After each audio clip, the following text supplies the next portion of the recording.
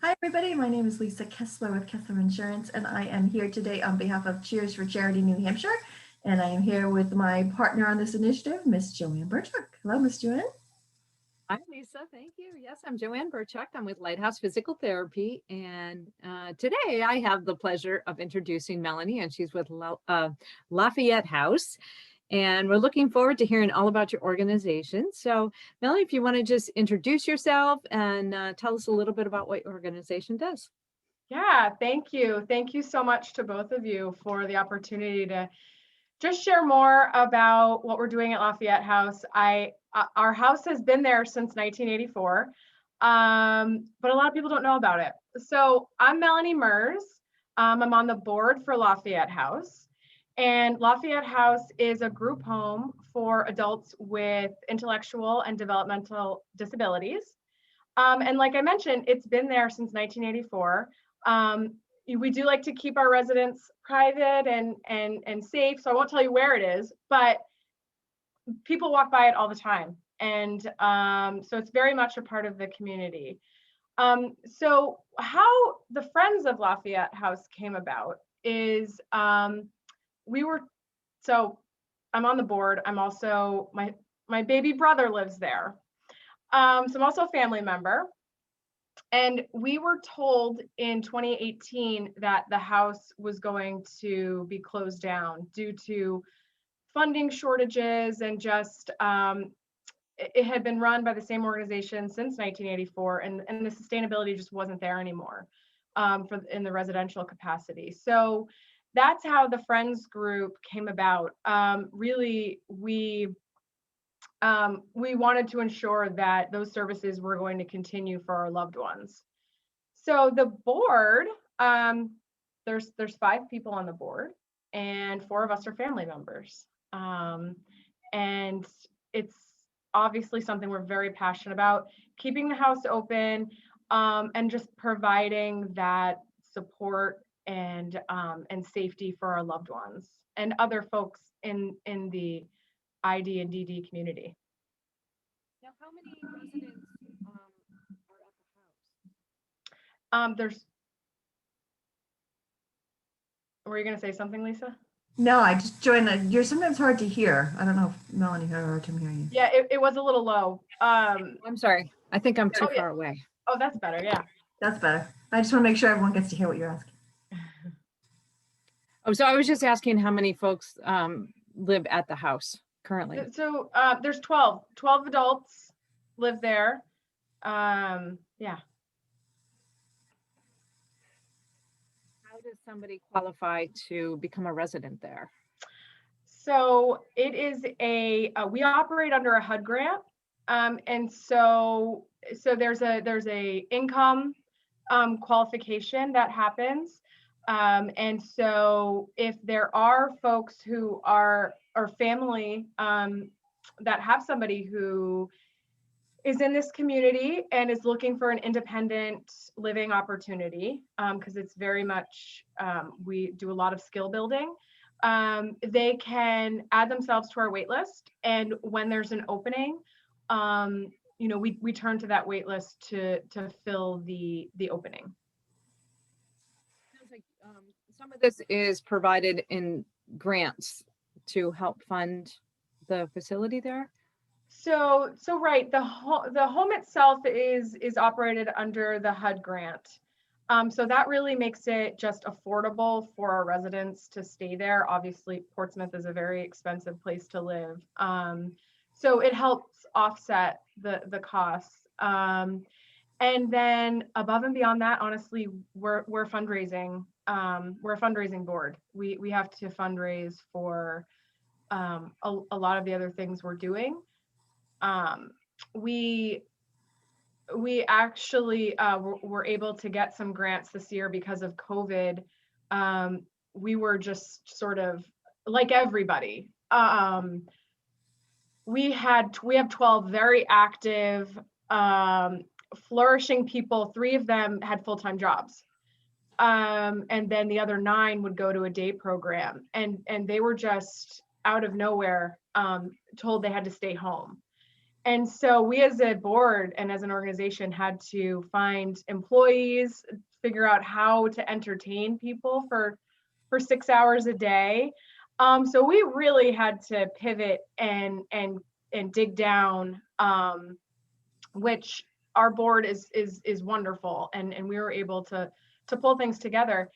But luckily, we were able to get a grant so that we could hire some of those folks to help us provide these activities during the day for everybody. So, but typically it's really just the HUD funding, and then we do some events throughout the year to, offer those additional services.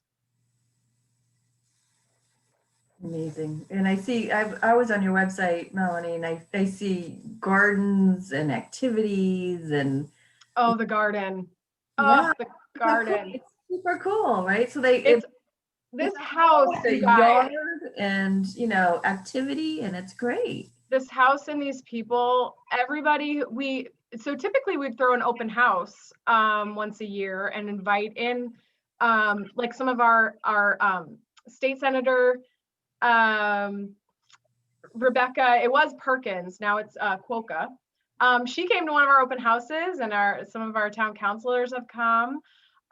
They're just so lovable. We have a huge garden. Every sport, we do Special Olympics basketball, Special Olympics track and field, very active group. So there's just really great energy at the house. If you come and visit, you will not be able to leave. They will sit you down and they will want to know, what did you eat for breakfast? And what are you doing? Who are you? They're really, they're a fun group. Oh, that sounds fantastic. So, you mentioned COVID's a switch for you, was a switch. It's kind of a crazy time for nonprofits. Going forward, what are the kinds of things that the Layfayette House, might be able to use from the community? Are there, you're looking for volunteers? Is it cash? Is it awareness? Are there certain programs or certain things that you're going to be working on in the months ahead? So we are very much looking to grow our board. Our board has been very strong and really done a great job to lead the organization through COVID. But I would say if there are folks who are interested in a volunteer position to help this house, we'd love to have more board members. So that's one thing. We're also trying to fundraise, and have tried to fundraise for a while, for our own vehicle. That's one thing, getting 12, it's basically a family. So we need a 12-person minivan to take everybody bowling or to Special Olympics basketball, or just out in the community. They love to get out. We're trying to do some volunteer work with Gather. So having a vehicle to really help us go and do some of those things is definitely something that we're working on as well. That's fantastic. Yeah. I would imagine you wouldn't have openings too often. It sounds like this is such a amazing place for these folks to live. I think the last opening we filled was 4 years ago. And it was probably about 4 years before that that we filled as well. And it is a younger group, and just a very tight-knit group. So you're right. We don't often have spots open, unfortunately. There is a great need in the community for this type of resource. Fantastic. I think it's just, like, I hadn't heard much about you all, and I like the fact that you make sure you keep it a safe place, for the wonderful people that get to live in this house. But it's also really fantastic to hear the work that's being done, and the fact that these people have such a wonderful opportunity to have such a enriched life. It's so important to us. And they're just so active. They love to go. They're all busybodies for the most part.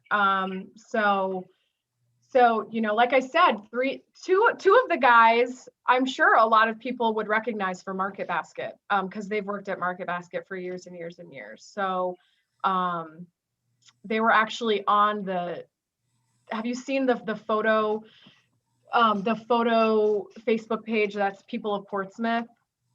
Mhm. Have you seen that? They Not were on recently. that. She came over and photographed the guys and put them on People of Portsmouth, and it was the amount of messages that their pictures got from the Market Basket guys.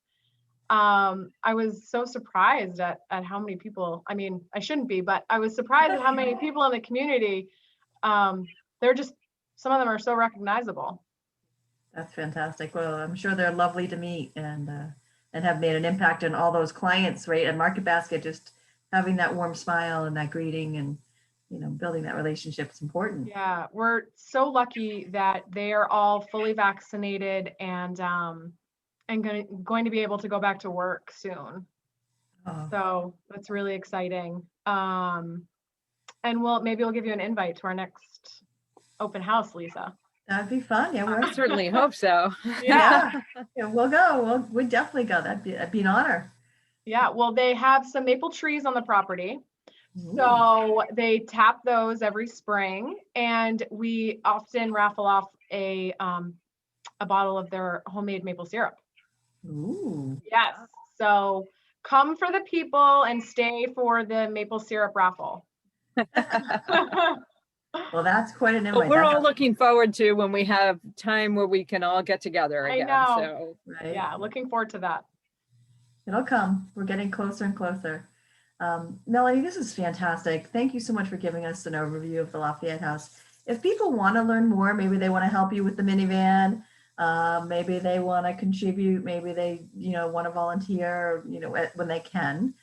Right. How do they get in touch? What's the best way to learn more? Yeah, so our website is friendsoflafayettehouse.org. We also have a Facebook page, and if you go on our Facebook page, you'll see some of the fun stuff that we've been up to over quarantine to keep ourselves busy. So yeah, Facebook, and then visit our website, and we have a donate page, and we'll also be a part of New Hampshire Gives, which is always a really fun event. We've had fun with that the last few years, and so we intend to participate again this year. Awesome. Well, that's great to hear. It's a great fundraiser for nonprofits. So Yeah, it's fun. yeah, it's gonna be a great day in June, right? Isn't it the 6th to 8th? Oh gosh, I feel so bad I didn't look that up before we talked. But I know it's in the beginning of June. Yes, it is. It's the first week of June. We'll make sure we promote it on Cheers for Charity when we get closer, so everyone knows that they should support you all. Yeah. Thank you. Of course, absolutely. Well, again, Melanie, so nice to have you here. Thank you so much for joining us. Thank you. Great highlights. It's been really a pleasure. Yeah, nice speaking with you, and look out for my open house invite at some point when we're all vaccinated. yeah, thank you so much. It was very nice to meet you. You too.